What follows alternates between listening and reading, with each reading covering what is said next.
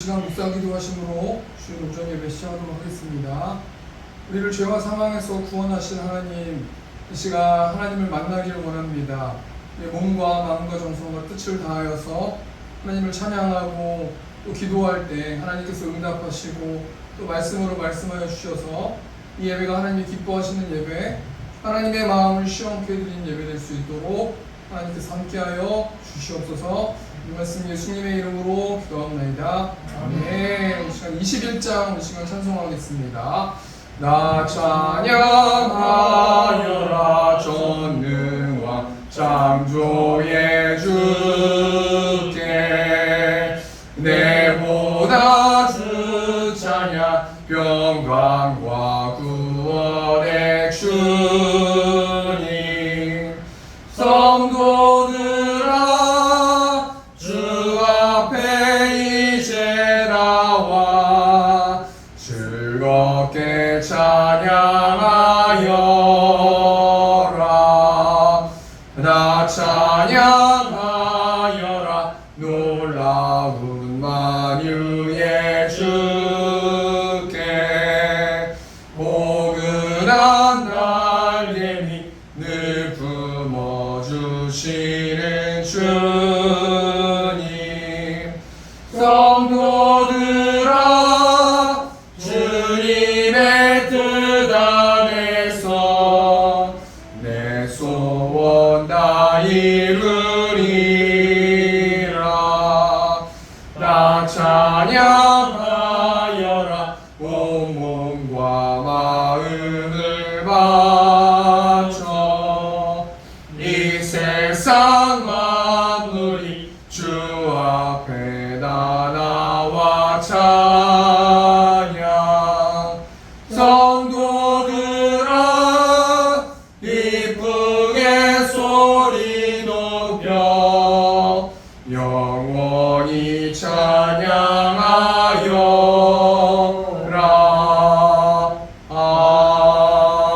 아멘. 교동문 87번 요한계시록 21장 말씀입니다. 또 내가 새하늘과 새 땅을 보니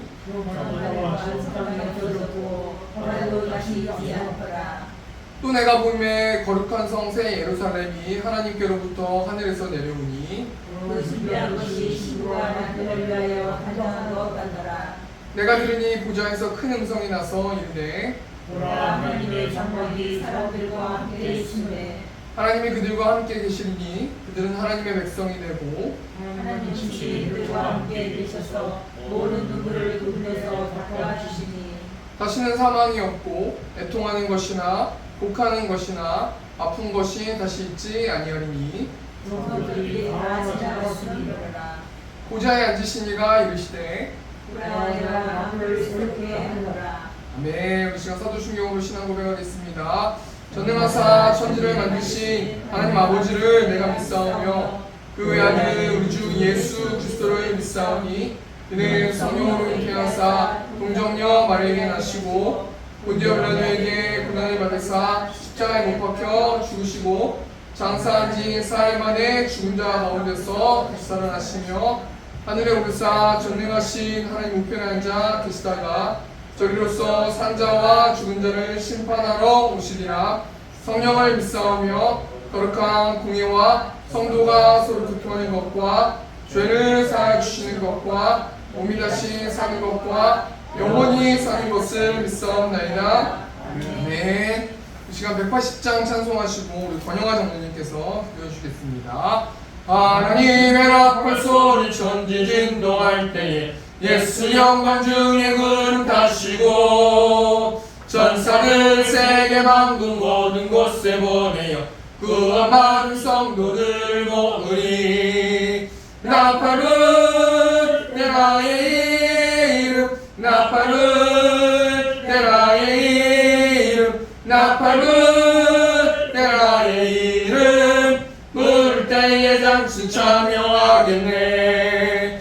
무덤 속에 잠자는 자 그때 다시 일어나 영원로운 부활 승리 얻으리. 주가 택한 택한 모든 성도들은 타고 올라가 공중에서 주의 얼굴에 오리. 나팔불 내 나의 이름, 나팔불 내 나의 이름, 나팔불 내 나의 이름. 부를 때에 잔치 참여하겠네. 주님 다시 오실 날을 의미할 수 없으니 항상 기도하고 깨어 있어서 기쁨으로 보좌 앞에 우리 나가서도록 그때까지 참고 기다리겠네. 나팔불 때 나의 이름, 나팔불 때 나의 이름, 나팔불 때 나의 이름. 부를 때에 잔치 참여하겠네. 아멘.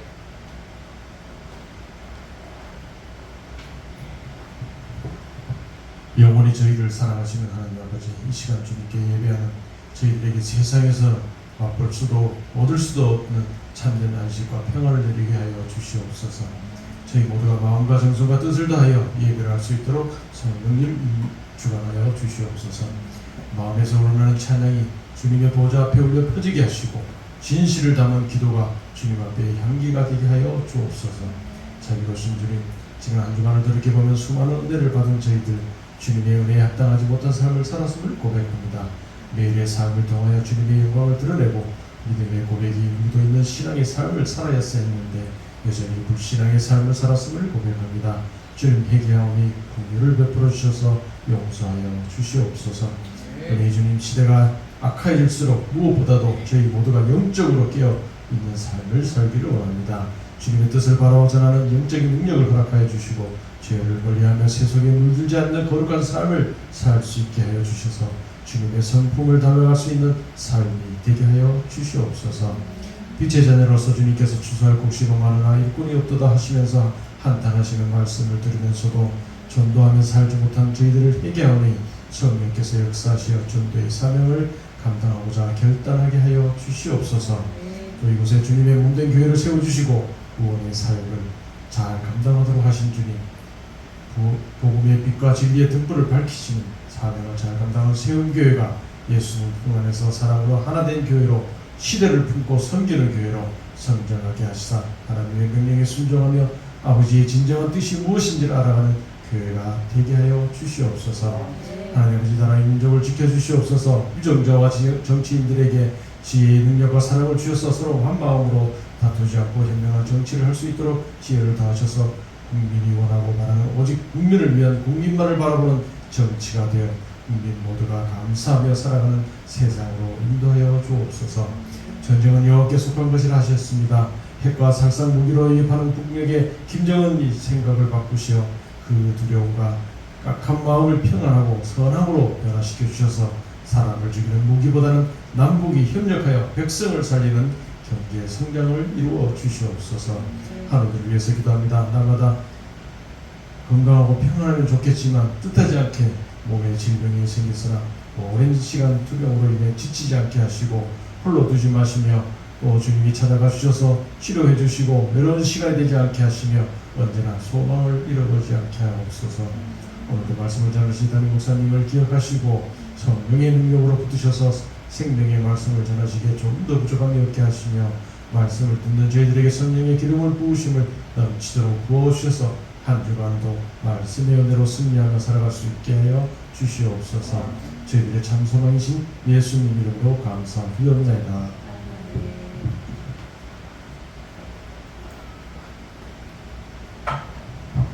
이 시간 성경 봉독하도록 하겠습니다. 오늘 보신 하나님의 말씀은 마태복음 24장 3절에서 14절 말씀입니다. 마태복음 24장 3절에서 14절 말씀 신약성경 40페이지에 있습니다. 마태복음 24장 3절에서 14절 말씀 제가 봉독하겠습니다. 예수께서 감난산 위에 앉으셨을 때에 제자들이 조용히 와서 이르되 우리에게 이르소서 어느 때에 이런 일이 있겠사오며 또 주의 임하심과 세상 끝에는 무슨 징조가 있사오리이까. 예수께서 대답하여 이르시되 너희가 사람의 미혹을 받지 않도록 주의하라. 많은 사람이 내 이름으로 와서 이르되 나는 그리스도라 하여 많은 사람을 미혹하리라. 난리와 난리의 소문을 듣겠으나 너희는 삼가 두려워하지 말라. 이런 일이 있어야 하되 아직 끝은 아니니라.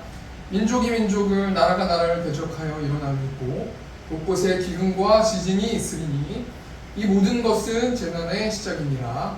그때 사람들이 너희를 환난에 넘겨주겠으며 너희를 죽이리니 너희가 내 이름 때문에 모든 민족에게 미움을 받으리라. 그때 많은 사람이 실족하게 되어 서로 잡아주고 서로 미워하겠으며 거짓 선지자가 많이 일어나 많은 사람을 미혹하겠으며 불법이 성함으로 많은 사람의 사랑이 식어지리라. 그러나 끝까지 견디는 자는 구원을 얻으리라. 이 천국 복음이 모든 민족에게 증언되기 위하여 온 세상에 전파되리니 그제야 끝이 오리라. 아멘. 우리 시간 마태복음 24장 3절에서 14절 말씀 가지고 종말을 사는 자녀들이라는 제목을 가지고 하나님 말씀 나누도록 하겠습니다. 우리는 9주 동안 구원에 대해서 생각해 보았습니다. 그리고 이제부터 이번 주부터 종말에 대해서 좀 생각해 보길 원하는데요. 여러분, 종말이 무엇입니까? 종말이라는 용어적 해석 보니까 앞에 보니까요, 어떤 것이 끝나는 것, 이것이 종말이라는 용어의 해석인데 이것을 풀어서 설명하는 어떤 내용이 있더라고요. 그게 뭐냐면요, 주로 세상이 끝나는 것이 종말이다라고 생각해 볼 수 있어요. 그러니까 이 세상은 기독교적인 관점으로 봤을 때는 시작이 있고 끝이 있다라는 말씀입니다. 이 땅을 살아가는 많은 사람들은요, 본능적으로 이 세상은 끝날 거야, 이 세상은 맞춰질 거야 라고 이야기하거든요. 그러니까 가만히 생각해 보니까요, 왜 사람들이 그런 이야기를 하는가 생각해 보니까 자신의 처음과 시작이 있기 때문에, 시작과 끝이 있기 때문이에요. 처음 태어나서 자신도 죽는 그런 삶을 살아가기 때문에 그런 맥락으로 본능적으로 이 세상은 끝날 거야 라고 생각하는 사람들도 있다라는 것입니다. 그러면 종말이라는 것은 세상이 끝나는 것이 종말인데, 그럼 종말론은 무엇인가? 기독교적인 종말론이라는 것은 어떤 뜻을 가지고 있는가? 왜 그렇습니까? 우리가 왜 그것을 알아야 됩니까? 우리가 종말론에 관련돼서 우리가 생각해 보길 원하기 때문이에요. 그럼 종말론이라는 것은 무엇인가? 앞에 화면 보시면요, 이렇게 보시면 종말론이란 인류의 역사에서 마지막으로 일어날 사건을 신학적 이론으로 개념화한 것. 그러니까 이 세상이 맞춰진다는 거예요. 끝이 있다는 거예요. 근데 종말론이라는 것은 기독교적인 세계관, 이 기독교적인 세계관이라는 뜻은 한마디로 말하면 기독교적 안경을 끼고 세상을 바라봤을 때 성경에서 신학적으로 말씀으로 종말이 어떻게 마지막이 끝나질 것인지에 대한 어떤 그 성경에 나와 있는 이론들을 체계화한 것이 종말론이라는 학문이라는 것입니다. 제가 구원론도 만화 구원론에 관련해서 좀 생각해 봤는데, 이 종말론도 만화 종말론이라는 이 책을 통해서 한번 좀 생각해 보길 원하는데요. 이 책에 보니까 무신론자 과학자들이 지구의 종말을 4가지 유형으로 학문화해서 이야기한다 하더라고요. 무신론자 과학자들, 그러니까 신이 없다라고 말하는 전문적으로 과학을 하는 사람들이 지구의 종말이 온대요. 지구의 끝이 온대요. 근데 그게 4가지의 유형이 있다고 이야기하는데, 첫 번째가 뭐냐면요, 1945년 8월 6일에 일본 히로시마에 원자폭탄이 떨어졌는데 무신론자 과학자들은 이 세상은 그 시작을 통해서 핵무기로 이 세상은 멸망할 것이다 라고 과학자들이 예측하는 거예요. 또 두 번째로 무신론자 과학자들이 지구의 종말, 지구의 끝이 어떻게 올 것이다 라고 말하냐면요, 지진이나 홍수, 빙하 등의 자연재해가 인류를 멸망하게 할 것이다. 여러분, 날씨가 우리가 아열대 날씨로 바뀌었잖아요. 또 이번 겨울에는 굉장히 춥다고 하는 어떤 그런 예측을 제가 좀 보았는데요. 그렇게 말하는 사람들의 이야기를 들었는데요. 무신론자 과학자들이 뭘 말하는 거예요? 이 세상의 끝이 어떻게 온다고 말합니까? 수많은 자연재해를 통해서 지구가 폭발해버릴 거다. 그래서 끝이 올 것이다 라고 예측하는 것이죠. 또 세 번째로 이 무신론자 과학자들이 지구의 끝이 어떻게 온다고 말하냐면, 생태계 파괴를 통해서, 환경 오염을 통해서 인류가 멸망할 것이다. 바다의 기름이나 어떤 여러 가지 어떤 이런 것들을 통해서 이 세상은 점점 끝으로 달려가고 있습니다 라고 예측하는 거예요. 그 네 번째로 마지막에 어떻게 됩니까? 세상에 어떤 자연재해나 생태계 파괴나 환경 오염 때문에 식량이 부족해지잖아요. 농사를 지을 수가 없는 거예요. 먹을 것이 없는 거예요. 그래서 어떻게 됩니까? 인류는 점점 사람들끼리 싸우고 전쟁하면서 식량 부족을 통해서 지구가 멸망할 것이다 라고 예측하는 어떤 과학자들이 굉장히 많이 있어요. 정말 이 과학자들이요, 자신의 주관적인 생각을 얘기하는 겁니까? 아니에요. 이 세상은 이렇게 되니까 이렇게 될 겁니다 라고 자신의 신념을 얘기하는 게 아니란 말이에요. 과학적인 근거와 여러 가지 근거들, 제시들, 논문들, 어떤 이런 것들을 통해서 지구가 이렇게 멸망할 것이다 라고 그런 관점으로 이야기하는 것 아니겠습니까? 그럼 우리 기독교인들, 우리 크리스찬들은 어떻게 종말을 맞이하고 어떻게 세상 끝을 맞이한다고 어떤 세계관을 가지고 우리가 생각해 보아야 되는가? 그것은 어디에 나와 있냐면 성경을 통해서 나와 있어요. 성경에 우리가 어떤 관점으로, 어떤 맥락으로 성경을 보아야 합니까? 여러분 뭐 다 알고 계실 겁니다. 네 가지 방법 아니에요? 첫 번째로 세상을 하나님께서 창조하시고, 두 번째로 창세기 3장 말씀에 보면 아담과 하와가 선악과를 따먹으면서 자신이 주인이 됨과 동시에 이 땅에 죄가 들어오는 거 아니겠습니까? 하나님께 반역하는 일들이 일어나고요. 세 번째로 수많은 선지자들을 보내서 수많은 사람들이 하나님의 주인된 삶을 100% 살기를 원했지만 모든 사람들이 다 실패했잖아요. 그래서 예수님이 이 땅에 오셔서 구속하신 사건이 있습니다. 예수님이 십자가와 부활을 통해서 구속하셔서 인간은 전적으로 타락했다.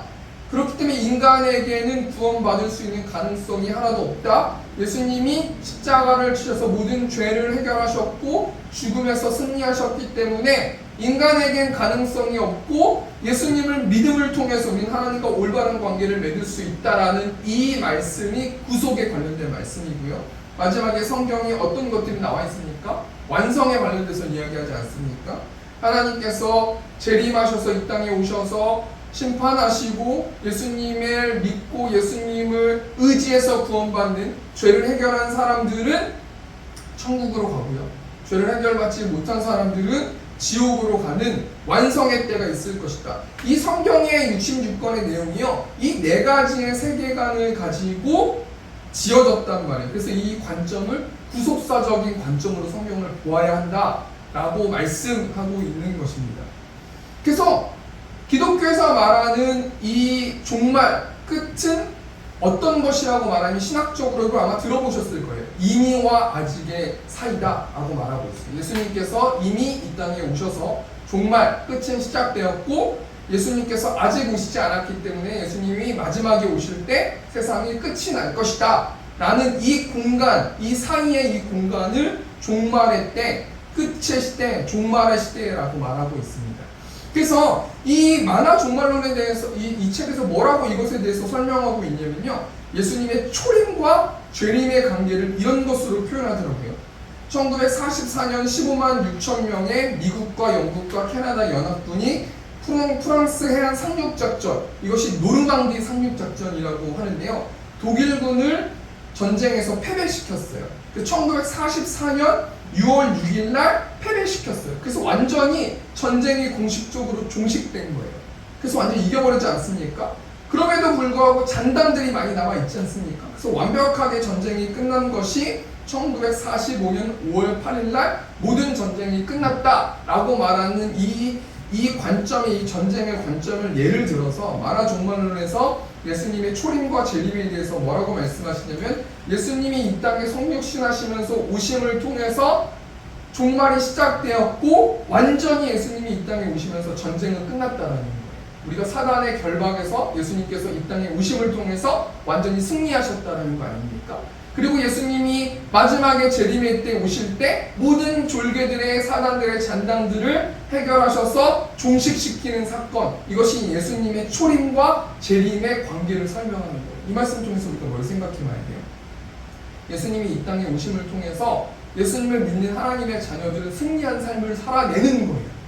이미 우리는 승리를 얻었어요. 이미 사단과 귀신과 여러 가지 어둠의 어떤 그림자들에서 우리는 승리했단 말이에요. 그런데 우리의 한 주 동안의 삶을 보십시오. 우리는 어떻게 살아가고 있습니까? 사단의 공격에 힘을 쓰지 못하고 있는 것 아니겠습니까? 물론 모든 사람들이 다 그렇게 살진 않습니다. 한 주 동안 나는 영적 전쟁에 승리하면서 살았는데 왜 목사님은 자꾸 패배했습니다 라고 말합니까? 라고 말하는 사람들도 있단 말이에요. 근데 우리가 이 말씀 통해서 뭘 생각해 봐야 되는 거냐면요, 사단은 이미 전쟁에서 패배했다는 거예요. 그렇기 때문에 우리가 예수 안에 거하는 자, 아직도 잔당들이 남아있기 때문에 예수 안에 거하는 자, 이 예수 안에 거하는 자들은 예수님의 말씀대로 살아내는 자, 예수님의 말씀대로 살아가려고 노력하는 자, 몸부림치는 자에게는 승리가 내려온다는 그 사실을 우리가 깊이 묵상해야 될 거라는 거예요. 오늘 본 말씀 마태복음 24장 3절 말씀 보니까요, 예수께서 감람산 위에 앉으셨을 때 제자들이 조용히 와서 이르되 우리에게 이르소서 어느 때에 이런 일이 있겠사오며 또 주의 임하심과 세상 끝에는 무슨 징조가 있사오리이까. 지금 3절 보니까 예수께서 감람산 위에 앉으셨을 때에 제자들이 조용히 와서 예수님께 말씀을 나누고 있는 상황이 오늘 현재 상황인데요, 제자들이 궁금증을 가지고 예수님께 나아오는데 조용히 나왔대요. 굉장히 뭔가 조심스럽고 뭔가 굉장히 긴장감이 있는 어떤 그런 질문을 예수님께 하는 거예요. 마태복음 24장 1절부터 2절까지 메시지 성경으로 보니까 예수님과 제자들이 어떤 일들이 있었습니까? 예수께서 성전을 떠나셨다. 예수께서 가시는데 제자들이 성전 건물이 얼마나 장관인지 가리켜 보였다. 그러자 예수께서 말씀하셨다. 너희가 고작 이 모든 규모에 감동하느냐? 사실을 말하면 저 성전의 돌 하나하나가 결국 잔해 더미가 되고 말 것이다 라는 이 말씀이에요. 제자들은 성전이 무너진다는 예수님의 말씀을 듣고 충격을 받았어요. 여러분, 지금 이 성전은 아직 짓고 있는 상황이에요. 아직 100% 지어지지 않은 상태 아니겠습니까? 여러분, 이스라엘 백성들에게 성전은 세 가지의 성전이 있는데 솔로몬 성전은 굉장히 화려한 성전이었고 성막 모양을 본따서 만든 성전이에요. 그리고 이 좋은 솔로몬 성전에 하나님께서 임재하고 계신다라고 생각했어요. 그리고 두 번째로 수룹바벨 성전이 있었는데요, 이 수룹바벨 성전은 솔로몬 성전이 있었던 모든 물품들이 바벨론에게 빼앗기게 되고 페르시아의 고레스라는 왕을 통해서 유대인들이 다시 고국으로 돌아오게 되면서 수룹바벨 성전을 지었는데 이 수룹바벨 성전은 굉장히 초라하고 보잘것없는 성전이었어요. 그리고 마지막에 헤롯 성전, 시대가 바뀌면서 로마가 주도권을 잡고 있을 때 로마의 왕인 헤롯은 이두메 출신이었기 때문에 에돔 족속의 후예였기 때문에 유대인들에게 환심을 사기 위해서 헤롯이 유대인들에게 성전을 하나 지어주는데 이 성전 이름이 헤롯 성전인 것입니다. 그리고 이 헤롯 성전은 굉장히 화려하게 지어지고 있었고 지금 아직 완벽하게 지어지지 못하는 상태인데 예수님께서 화려하게 지어지고 있는 헤롯 성전을 바라보면서 마태복음 24장 2절 말씀 보니까 뭐라고 말씀하십니까? 내가 진실로 너희에게 이르노니 돌 하나도 돌 위에 남지 않고 다 무너뜨려지리라 라고 말씀하신 거예요. 왜 그렇습니까? 예수님은 어떤 뉘앙스로 말씀하신 거예요? 요한복음 2장 19절 보니까 예수께서 대답하여 이르시되 너희가 이 성전을 헐라 내가 사흘 동안에 일으키리라. 20절 말씀 보니까 유대인들이 이르되 이 성전은 46년 동안에 지었거늘 내가 3일 동안에 일으키겠느냐 하더라. 요한복음 2장 21절 말씀 보니까 그러나 예수는 성전된 자기 육체를 가리켜 말씀하신 것이다. 19절부터 21절 요한복음 2장 19절부터 21절까지 말씀은요, 예수님의 육체가 성전이라는 말은 예수님의 십자가를 지심으로 단번에 희생제물이 되셨기 때문에 이제는 죄사함을 얻기 위한 제사와 의식은 필요 없기 때문에 성전이 필요 없다라는 거예요. 이 뉘앙스로 예수님께서 제자들에게 성전을 헐어버리실 것이다, 무너질 것이다 라고 말씀하셨다라는 거예요. 여러분, 이 말씀 통해서 우리가 뭘 생각해 봐야 됩니까? 이 땅에 지금 예수님의 제자들은 화려한 성전만 바라보고 있었어요. 여러분, 이 당시에 헤롯 왕이 승인해가지고 지어진 성전이 얼마나 멋있게 지어졌겠습니까? 그러니까 사람들은요, 그때 당시에 사람들은 무엇만 바라보고 있었냐면 성전만 바라보고 있었어요. 여러분, 성전이 하나 지어진다라는 건 그 지역사회에 어떤 것을 말하는 거예요? 획기적으로 도시가 완전히 바뀌어지는 거예요. 여러분, 제가 얼핏 들었는데 고덕동에 이마트인가요? 뭐 코스트코인가요? 뭔가 들어선대요. 제가 얼추 그 얘기를 들었거든요. 그랬더니 수많은 상권들과 이제 생길 거란 말이에요. 지하철이 뚫려지잖아요. 그럼 수많은 상권들이 생길 거예요. 그러면 이때 당시에 성전이 지어진다는 거는 수많은 사람들의 관심을 가졌을 거란 말이에요. 왜 그렇습니까? 그 성전이 굉장히 화려했을 거고, 그럼 그 성전에 수많은 사람들이 들어갈 거고, 왕래할 거고, 상인들이 생길 거고, 음식점이 생길 거고, 수많은 기득권층과 수많은 어떤 상인들과 수많은 사람들이 이 성전을 집중하고 있었을 거란 말이에요. 예수님께서는 뭘 말씀하십니까? 그 성전에 집중하지 말라는 거예요. 그 성전은 이미 죽어진 성전이라는 거예요. 아무 의미 없는 성전이라는 거예요.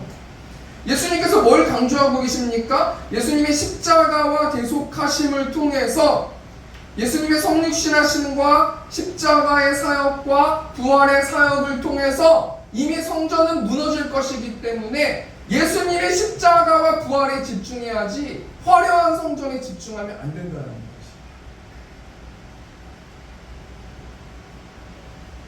그런데 제자들은 예수님의 이 대답에, 이 답변에 이해하지 못하는 거예요. 그래서 예수님의 제자들이 예수님께 뭐라고 다시 질문합니까? 우리 3절 말씀 보니까 예수께서 감람산 위에 앉으셨을 때에 제자들이 조용히 와서 이르되 우리에게 이르소서 어느 때에 이런 일이 있겠사오며 또 주의 임하심과 세상 끝에는 무슨 징조가 있사오리이까? 예수님의 제자들은 예수님의 말씀을 정확하게 100% 이해하지 못했어요. 예루살렘 성전이 무너진다고 하니까 갑자기 예수님의 제자들이 그러면 세상 끝이 올 것이다 라는 자의적인 해석을 가지고 주의 임하심과 세상 끝에는 어떤 징조가 있을 것입니까? 라고 질문하는 장면입니다. 한마디로 말해서 예수님의 제자들이 예수님께 뭘 질문하는 거예요? 종말을 질문하는 거예요. 세상 끝에 어떤 일들이 있겠습니까? 라는 것을 질문하는 거 아니겠습니까?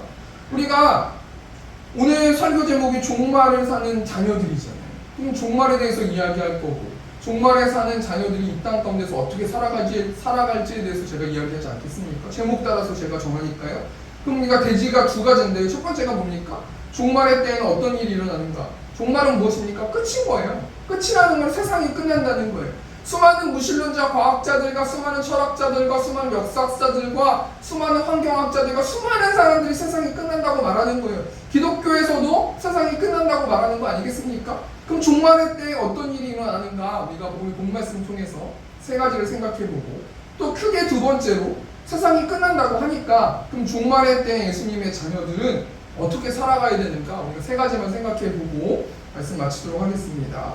크게 첫 번째로 종말의 때 어떤 일이 일어납니까? 세 가지를 제가 말씀한다고 했습니다. 첫 번째로요 4절 말씀 오늘 마태복음 4장 4절 보니까요 예수께서 대답하여 이르시되 너희가 사람의 미혹을 받지 않도록 주의하라.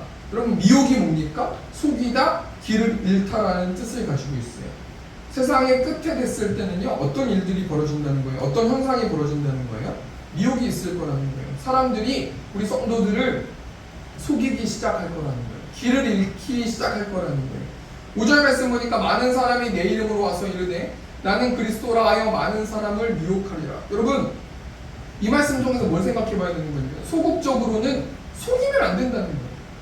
우리 간단하게 미혹하는 건 속인다라는 거잖아요. 우리가 하나님의 자녀이기 때문에 사단의 자녀, 거짓의 아비가 사단이잖아요. 우리가 한 주 동안 이 말씀 통해서 소극적으로 뭘 적용하면 좋겠냐면요. 거짓말하면 안 된다는 거예요. 작은 거라도 거짓말하면 안 된다는 거 아니겠습니까? 그 적극적으로는 우리가 어떻게 생각해 봐야 됩니까? 5절 말씀 보니까 많은 사람이 내 이름으로 와서 이르되 나는 그리스도라 하여 많은 사람을 미혹할 것이다. 내가 그리스도다, 내가 구원자다 라고 말하면서 사람들을 속일 것이다 라고 말씀하고 있어요. 그럼 이단과 정통이 어떤 차이가 있습니까? 요한일서 2장 22절 말씀 보니까 거짓말하는 자가 누구냐? 예수께서 그리스도이심을 부인하는 자가 아니냐? 아버지와 아들을 부인하는 그가 저 그리스도니. 여러분 거짓말하는 자가 누구냐면 예수님이 그리스도이심을 부인하는 자예요. 쉽게 말하면요 간단하게 말하면 예수님이 구원자라는 것을 부인하는 모든 사람들이 다 저 그리스도라는 거예요. 그럼 적용해보면요 구원자가 뭐예요? 예수님만 속박에서 구원해 줄 수 있다는 것이 구원자거든요. 그럼 이런 맥락으로 생각해 봤을 때요 많은 사람들이 하나님을 믿는 자녀들을 미혹하는 거예요. 어떻게 거짓말한다는 거예요? 예수님 아니어도 너를 너의 삶에서 구원시켜줄 자가 있어. 그게 어떤 종교 이단의 사입이 주교가 될 수 있고요. 어떤 철학적인 어떤 학문이 될 수가 있고요. 어떤 강연하는 자가 될 수가 있고요. 어떤 다른 종교의 어떤 교리가 될 수 있고요. 많은 사람들이 미혹한다는 거예요. 예수님 아니어도 다른 무언가가 너를 구원시켜줄 수 있어. 너를 죽음에서 이기게 해줄 수 있어. 이 땅 가운데서 속박에서 벗어나게 해줄 수 있어. 이렇게 미혹한다라는 거 아니겠습니까? 이게 마지막 때, 종말의 때에 일어나는 현상이라는 거예요. 우리 두 번째로 종말의 때에 어떤 일이 일어납니까? 우리 6절 말씀 보니까 난리와 난리 소문을 듣겠으나 너희는 상과 두려워하지 말라. 이런 일이 있어야 돼. 아직 끝은 아니니라. 7절 보니까 민족이 민족을 나라가 나라를 대적하여 일어나겠고 곳곳에 기근과 지진이 있으니. 여러분 종말의 때, 끝의 시대에 마지막 때에 어떤 일들이 벌어져요? 전쟁이 이루어져요. 민족이 민족을 나라가 나라를 대적한대요. 전쟁이 일어나요. 그리고 기근과 지진이 있을 것이래요. 마지막 때에는 전쟁이 일어난다는 거예요. 그럼 가만히 제가 말씀을 묵상하면서 곱씹고 말씀을 7절 말씀을 계속 묵상하면서 생각해 보니까요. 그럼 종말의 때 예수님이 오시기 전은 종말의 때가 아니잖아요. 그럼 종말의 때 전에는 전쟁이 없었어요? 전쟁이 있었어요. 이 역사는요, 전쟁으로 시작해서 전쟁으로 끝나는 거예요. 왜 전쟁으로 시작해서 전쟁으로 끝납니까? 인간이 죄인이기 때문에 전쟁할 수밖에 없고 남의 것을 뺏을 수밖에 없는 본능이 있는 거 아니겠습니까? 그러니까요, 전쟁은 종말 전에도 전쟁이 있었고 종말이 시작할 때에도 전쟁이 있었어요. 그럼 어떤 말씀을 포커스를 지면 좋냐면요, 기근과 지진이 활발하게 일어나는 때가 마지막 때라는 거예요. 그럼 우리가 어떤 것을 이 말씀 통해서 적용하면서 생각해 볼 수 있어요? 그러면 종말 전에는 기근과 지진이 없었어요? 기근과 지진이 있었어요. 근데 요즘에 더 활발하게 우리가 사는 사람들이 정말 지진과 기근과 자연환경과 여러 가지 어떤 자연재해를 피부로 느끼고 있는 거 아니겠습니까? 그런 맥락으로 보면 마지막 때가 맞긴 맞거든요. 물론 예수님이 오셨을 때부터 지금까지 마지막 때인데요. 예수님이 오셨을 때랑 마지막 때보다 지금 마지막 때가 훨씬 더 가까운 우리가 지금 상황을 처해 있는 상황 아니겠습니까? 그럼 우리가 이 말씀을 통해서 뭘 생각해 봐야 돼요? 우리가 더 열심히 예수님을 그리스도이고 구원자이시고 나의 왕이시고 예수님의 자녀답게 우리가 살아내야 된다는 거예요. 이제 마지막 때가 가까웠으니 다른 우상들을 버리고 그리스도 대신 예수님을 왕으로 삼으면서 우리의 마지막을 준비해야 된다는 거 아니겠습니까? 마지막 세 번째 종말의 때 어떤 일들이 벌어집니까? 우리 9절 말씀 보니까 그때 사람들이 너희를 환난에 넘겨주겠으며 너희를 죽이리니 너희가 내 이름 때문에 모든 민족에게 미움을 받으리라. 여러분 마지막 때에 어떤 일들이 벌어져요? 성도들이요 박해를 받는데요. 저는 이 말씀 통해서 참 많이 생각해 보게 되는데요. 단순하게 이 문맥을 생각해 보면요, 내가 성도면 박해받는 거예요. 근데 이 박해가 어떤 고문이나 어떤 뭔가 학대받는 어떤 이런 게 박해라는 뉘앙스 아니에요? 고난을 받는 거 아니겠습니까? 근데 성도가요, 이 말씀 통해서 가만히 우리가 생각해 볼게요. 나의 욕심을 이루지 못하기 때문에 내가 어려움을 받는 것인가? 아니면 정말 내가 하나님의 일을 하는데 사단의 어떤 여러 가지 공격 때문에 내가 어려움을 받는 것인가? 한번 생각해 보아야 된다는 거예요. 내 어떤 인간적인 어떤 마음으로 이 땅 가운데서 내가 뭔가 영위하기 위해서 뭔가 노력하고 기도하는데 그게 이루어지지 않았기 때문에 하나님 나는 너무 박해를 받습니다. 나 너무 학대를 받습니다. 나 너무 고난을 받습니다. 이렇게 하는 건 아닌 거 우리 생각해 봐야 된다는 거예요. 여러분 박해라는 건 하나님 때문에 고난받는 것이 박해잖아요. 그럼 이 맥락으로 생각해 봤을 때 우리는 하나님 때문에 어떤 고난을 받는가 한번 생각해 보아야 할 거라는 거예요. 우리의 뭔가를 이루기 위한 고난이 아니라 내가 하나님을 위해서 주의 일을 함을 통해서 내가 다른 사람들한테 스스로 맞는다거나 예를 들면 학대를 받는다거나 내 돈을 그 사람들한테 준다거나 돈을 빼앗긴다거나 영향력 있는 어떤 일들을 한다거나 어떤 여러 가지 것들의 어떤 하나님의 일을 하면서 내가 어려운 것인가? 아니면 내 욕심을 채우기 위해서 어려운 것인가? 우리가 한번 생각해 보아야 할 거라는 거 아니겠습니까? 그럼 우리 한 주 동안 어떻게 사랑해야 됩니까? 여러분 초대교회 성도들은요 두 가지 공격을 받았어요. 요한계시록 말씀 보면 플러스 공격이 있고 마이너스 공격이 있거든요. 제가 요한계시록 강의를 이유재 교수님이라는 분한테 배웠는데 그 교수님이 계속해서 이걸 강조하셨거든요. 사단은 특별히 요한계시록에 나오는 이 사단의 움직임은 플러스 공격이 있고 마이너스 공격이 있다. 플러스 공격이 어떤 공격이에요? 너무나 평안하게 해주시고 모든 것들이 다 선하게 해주는 거예요. 자식이 대학에 들어가고 돈을 많이 받고 주식도 올라가고 그렇기 때문에 교회를 멀리하고 그렇기 때문에 하나님을 멀리하는 것, 이것이 플러스 공격이에요. 여러분 청년들 보면 그렇지 않습니까? 대기업에 원서내면서 대기업에 들어갈 수 있도록 계속해서 기도해 주세요, 기도해 주세요, 기도해 주세요 하잖아요. 대기업 들어가 봐요. 회사 바빠가지고 안 나오잖아요. 목사님 전 여자친구 남자친구가 없어요. 기도해 주세요, 기도해 주세요. 전 제가 좋아요. 저 한 공동체 안에서 전 얘가 좋아요. 전 이 남자가 좋아요. 얘기하거든요. 둘이 커플이 돼요. 그럼 주일날 놀러 가느라고 교회 안 나와요. 그럼 이것은 뭐 어떤 공격이냐? 물론 남자가 여자도 만나고 여자가 남자도 만나야겠죠. 물론 대기업도 가야겠죠. 근데 그것이 모든 것이 옳은 것만은 아니라는 거예요.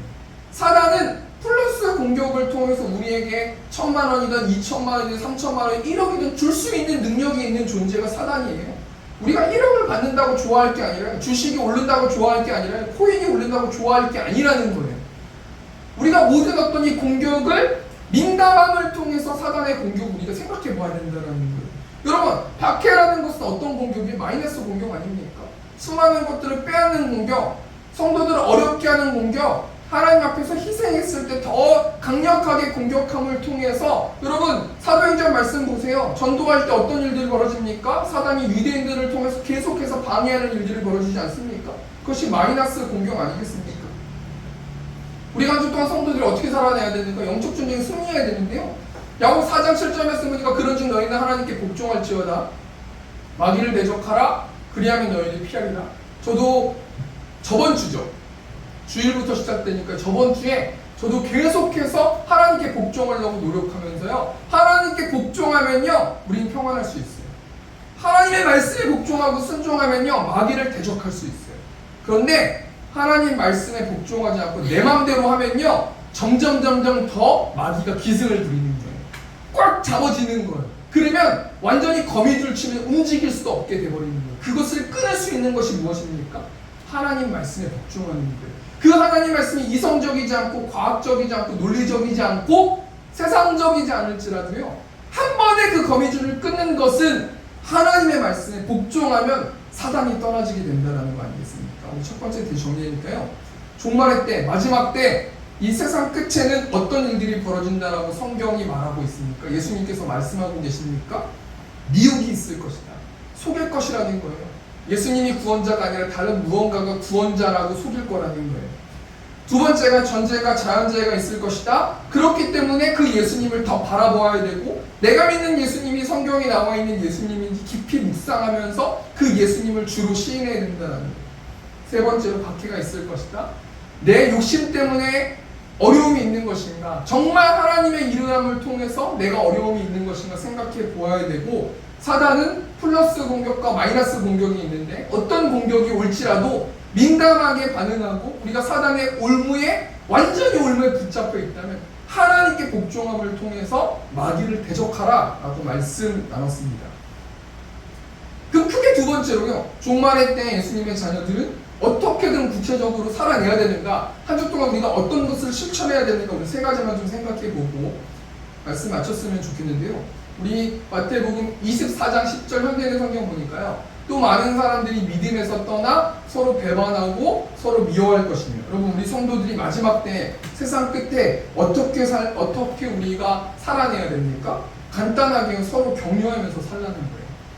그럼 10절 말씀 보니까 서로 배반하고 서로 미워한다잖아요. 세상에서는 사랑으로 찾아오고 내가 너의 구원자가 될 것이다 라고 찾아오지만 결국에는 그 사람이 배반하고 미워하는 삶을 살아서 수많은 사람들이 상처를 받고 그 상처를 해결하기 위해서 또 상처를 받고 누구를 죽이는 삶을 사는 것이 세상이라는 거예요.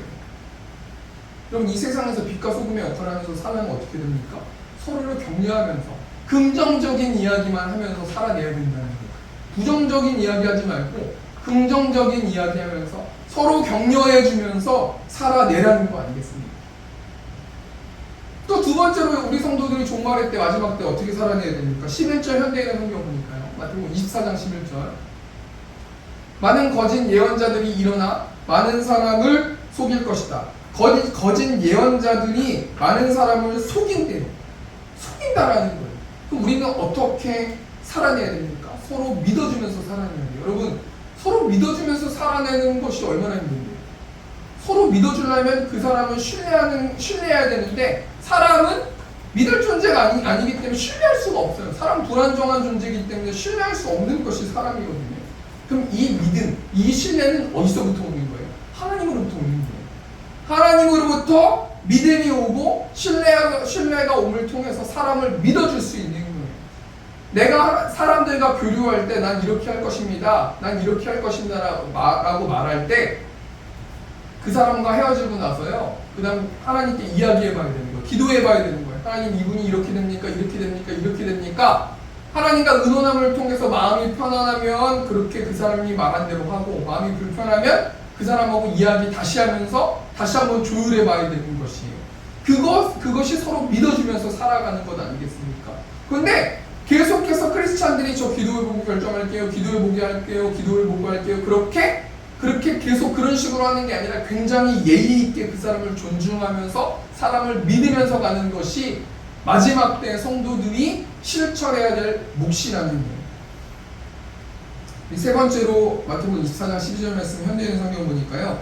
마지막 때 예수님의 자녀들이 어떻게 살아내야 됩니까? 그리고 악이 점점 더함으로 많은 사람들의 사랑이 식어질 것이다. 서로 사랑하면서 살아내야 되는 거예요. 여러분, 모든 세상의 어떤 일들이요, 사랑이 없으면요, 사랑으로 하지 않는 거면 분쟁이 있는 것 같아요. 내 마음 상태가 누군가를 만날 때 사랑으로 만나고, 그 사람이 여러 가지 상처가 있기 때문에 그 사람이 그 사랑을 받아들이지 못할지라도요, 또 그 사람을 만날 때 사랑으로 만나면요, 사랑이요, 허다한 어떤 모든 것들을 덮을 수 있는 능력이 있는 거예요. 그렇기 때문에 이 땅에는 많은 사람들은 사랑이 식어지지 않습니까? 그렇기 때문에 상처가 있지 않습니까? 그렇기 때문에 우리가 사랑으로 다가가도 그 사람이 사랑으로 액션하지 않을 가능성이 많아요. 그럼에도 불구하고 하나님의 사랑으로 살아내야 종말의 때 하나님이 기뻐하시는 성도의 모습이라는 거예요. 이 말씀을 정리하겠습니다. 예수님의 제자들이요, 지금 뭐만 보고 있습니까? 화려한 헤롯 성전만 보면서 넋이 나가 있어요. 그 헤롯 성전을 바라보면서 수많은 제자들이 수많은 생각을 했을 거예요. 나는 저기서 뭐를 해야지, 난 이 성전을 통해서 어떻게 해야지, 이 성전이 어떻게 아름답게 지어질까, 이 성전 모든 사람이 다 그 성전만 생각하고 있으면서 예수님의 제자들도 넋이 나가 있을 때 예수님께서 뭐라고 말씀하십니까? 그 헤롯 성전은 돌 하나도 남김없이 무너질 것이다 말씀하셨다라는 거예요.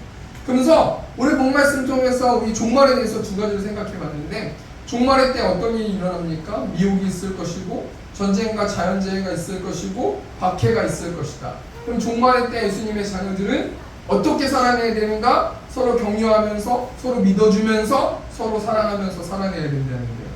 우리 적용하면서 종말의 때 그럼 우리가 어떻게 한 주를 보내야 되는가?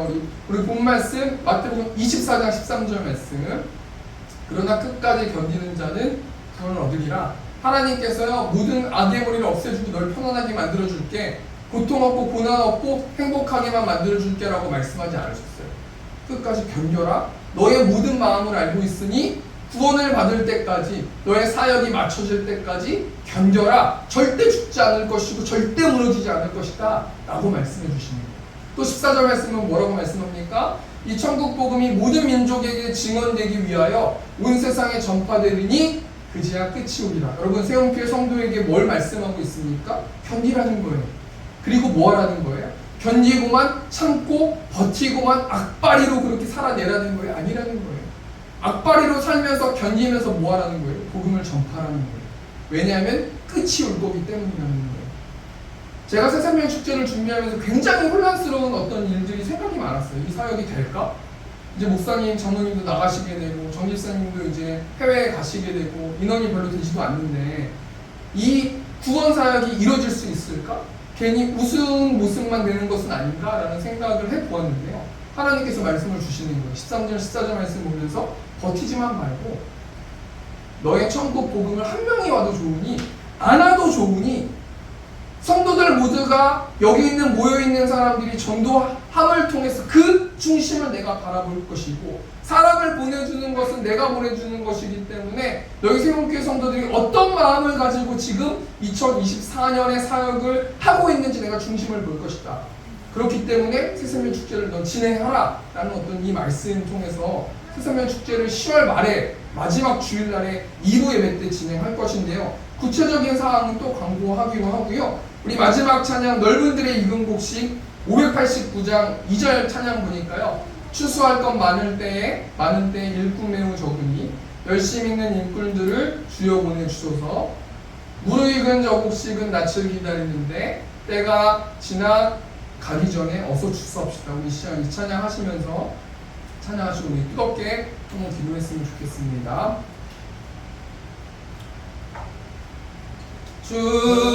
추수할 것 많을 때에 일꾼 매우 적으니 열심히 있는 일꾼들을 주여 보내주소서. 무르익은 저 곡식은 낯을 기다리는데 내가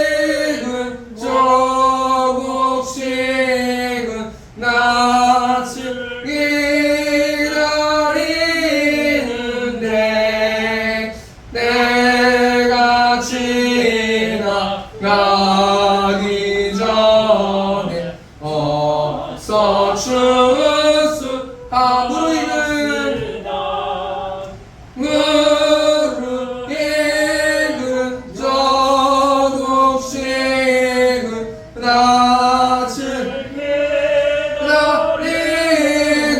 기다리는데 때가 지나가기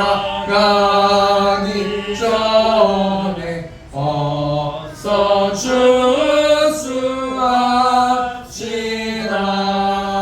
아멘. 우리 한 가지만 놓고 기도했으면 좋겠습니다. 하나님께서는 처음이 있고 끝이 있다라고 말씀하시고 알파와 오메가의 하나님이라고 말씀해 주셨는데요. 우리 2024년이요. 처음 시작되었고 이제 마지막 12월까지 3개월밖에 남지 않았습니다. 하나님께서 이 종말에 관한 말씀을 통해서 우리 세운교회 성도들에게 뭘 말씀해 주시냐면 난 너희 중심의 태도를 보신다는 거예요. 전도를 해라. 버텨라. 그럼에도 불구하고 버티지만 말고 전도만 하지 말고 버티면서 전도할 것인데 새삼면 축제에 세운교회 성도들 한 성도들이 중심을 볼 것이라는 거예요. 그래서 전도하고 또 하나님의 말씀에 순종하면 너희에게 복을 줄 것이고 이 세운교회를 존재하게 할 것이고 너희 성도들 한 사람 한 사람들이 불순종하면은 이 세운교회가 존재되지 못할 것이다 라고 하나님께서 말씀해 주시는 것입니다. 우리가 이 말씀 붙들고 이 시간 주님의 교통성으로 기도하겠습니다. 주여, 우리가 풍성하신 하나님, 하나님의 중심을 보시고 태도를 보시는 하나님, 우리가 하는 영적 전쟁을 하길 원합니다. 전도 사역을 감당하길 원합니다. 우리의 힘으로 하는 전도하는 것이 아닙니다. 우리의 입술의 고백을 통해서 하나님 전도함을 하나님 알고 있습니다. 우리 성도들 모두가 연합하여서 하나님은 중심을 보신다고 말씀하셨사오니 하나님의 사역을 감당하라고 말씀하셨사오니 우리 한 성도 한 성도들이 오지 않던지 간에 하나님 우리 입술의 고백을 통해서 전도할 수 있도록 하나님께서 아버지 붙들어주시고 그럼을 통해서 2025년, 2026년, 하나님 2027년, 2030년, 2040년까지, 2050년까지 하나님 세운교회가 존재되어질 수 있도록 하나님께서 아버지 붙들어주시고 하나님께서 아버지 함께하여 주시고 하나님 그럼을 통해서 하나님 영적 전쟁이 치열할 것입니다. 우는 사자처럼 사자니 덤빌 것입니다. 하나님 예수의 의지함을 통해서 예수 그리스도의 피를 의지함을 통해서 우리가 영적 전쟁에 승리할 수 있도록 하나님께서 아버지 함께 하시고 하나님께 순종함을 통해서 마귀를 대적할 수 있는 우리 세운교회 성도들 될 수 있도록 또 시온성교회 성도들 될 수 있도록 하나님께서 아버지 붙들어주시고 하나님께서 함께하여 주시옵소서. 오늘 말씀 예수님의 이름으로 기도합나이다. 아멘. 이제는 우리 주 예수 그리스도의 은혜와 하나님 아버지의 극진하신 사랑하심과 성령 하나님의 내주기 통해 역사하심이 하나님의 사랑으로 이웃을 사랑하길 원하는 요생의 회중들의 머리 위에 이제부터 영원토록 함께 있을지어다. 아멘.